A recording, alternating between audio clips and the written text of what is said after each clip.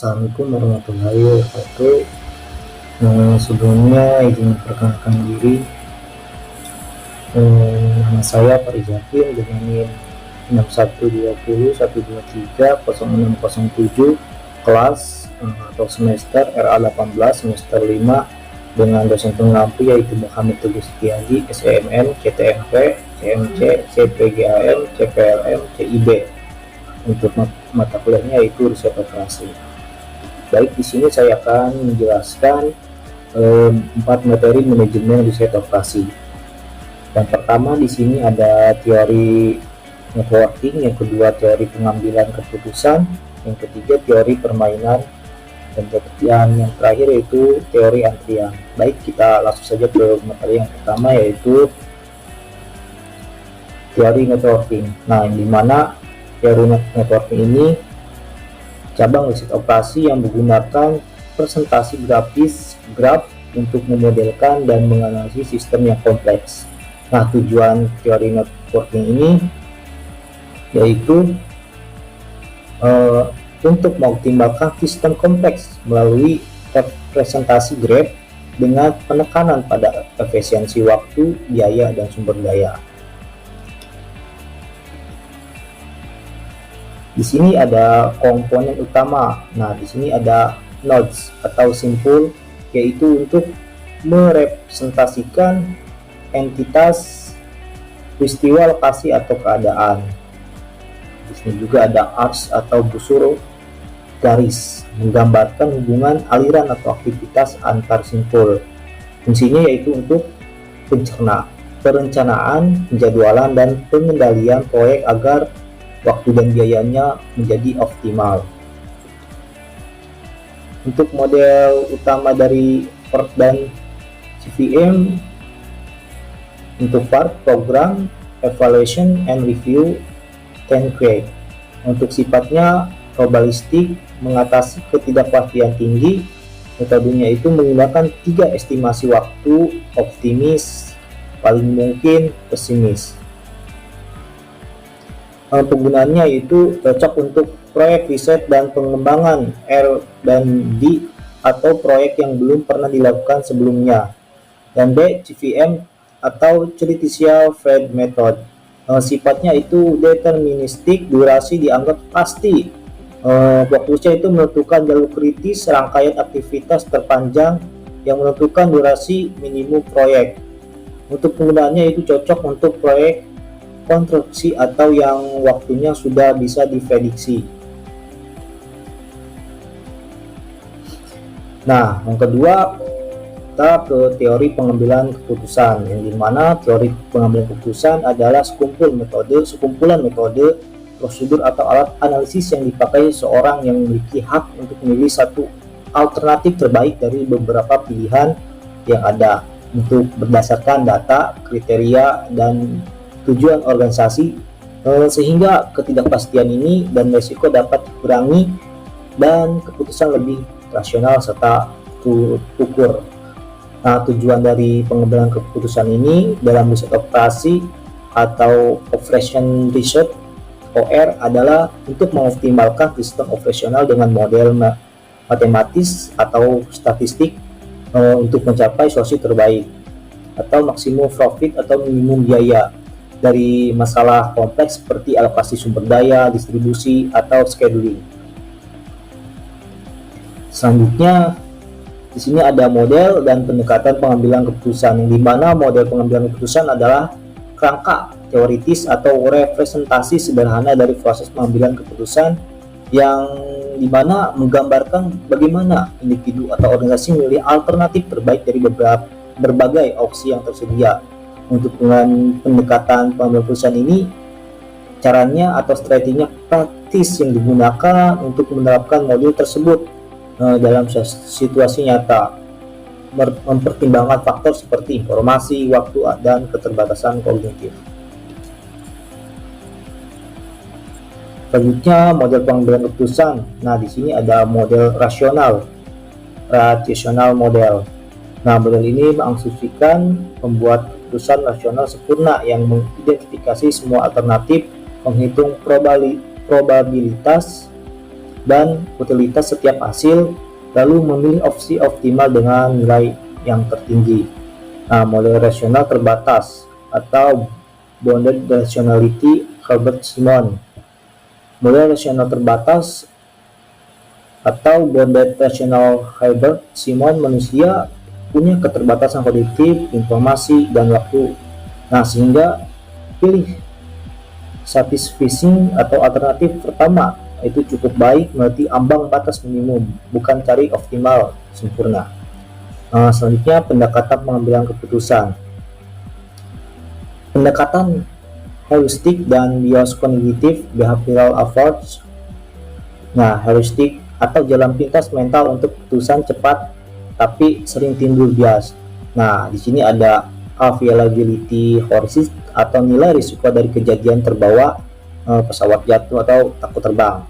Confirmation bias. Nah, cari bukti dukung opini awal atau investor abaikan laporan negatif saham favorit. Ada juga unwavering atau terpaku angka pertama. Contohnya nego gaji mulai dari 10 juta sampai susah naik 15 juta. Overconfidence yakni prediksi sendiri akurat. Nah, solusi atau checklist object atau second opinions.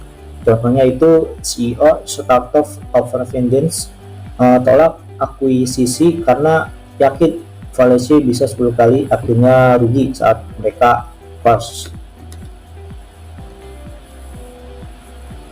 Selanjutnya kita ke materi yang ketiga. Di sini ada teori permainan. Nah, teori permainan atau game teori adalah studi formal dan matematis tentang interaksi strategi antara pengambil keputusan rasional. Disiplin ilmu ini muncul sebagai alat fundamental untuk menganalisis situasi di mana hasil yang diperoleh oleh setiap partisipan disebut pemain atau agent.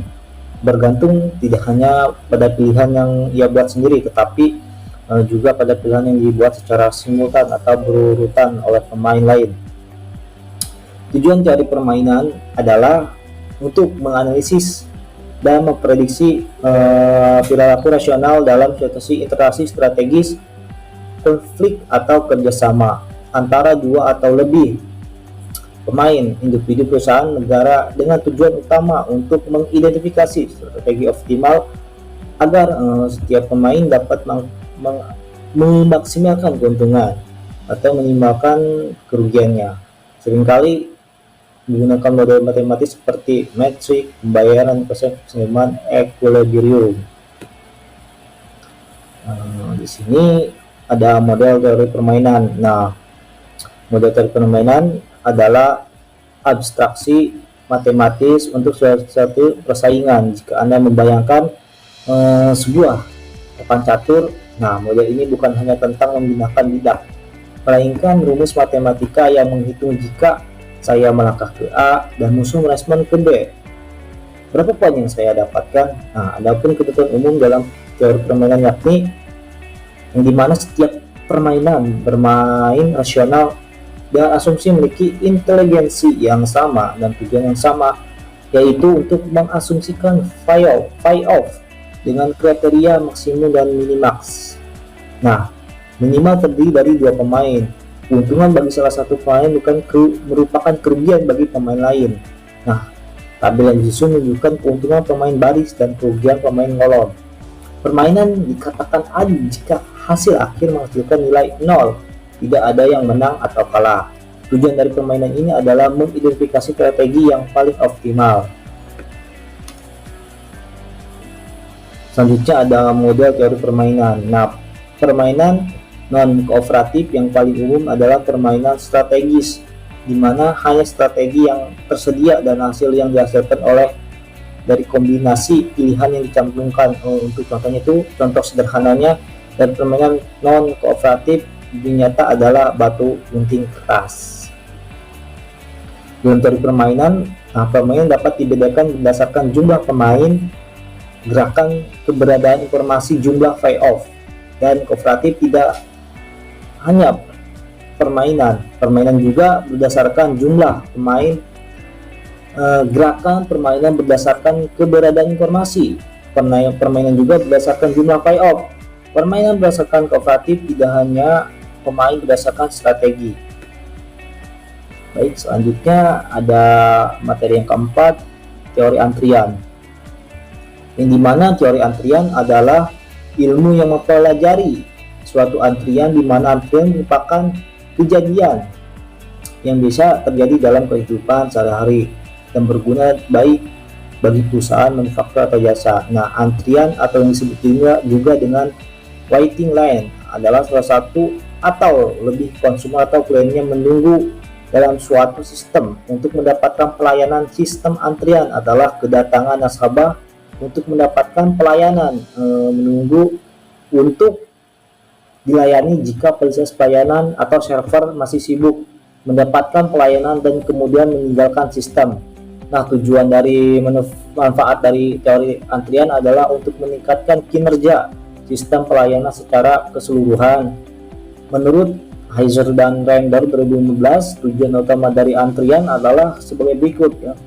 Yang pertama itu minimalkan waktu tunggu pelanggan. Yang kedua, menentukan jumlah pelanggan optimal. Yang ketiga, meningkatkan efisiensi dan efektivitas pelayanan. Yang keempat, menyeimbangkan biaya operasional dengan tingkat kepuasan pelanggan. Manfaat teori antrian tidak hanya dirasakan oleh pelanggan, namun dalam bentuk pelayanan yang lebih cepat juga, tetapi juga oleh organisasi melalui pengurangan biaya dan peningkatan citra pelayanan.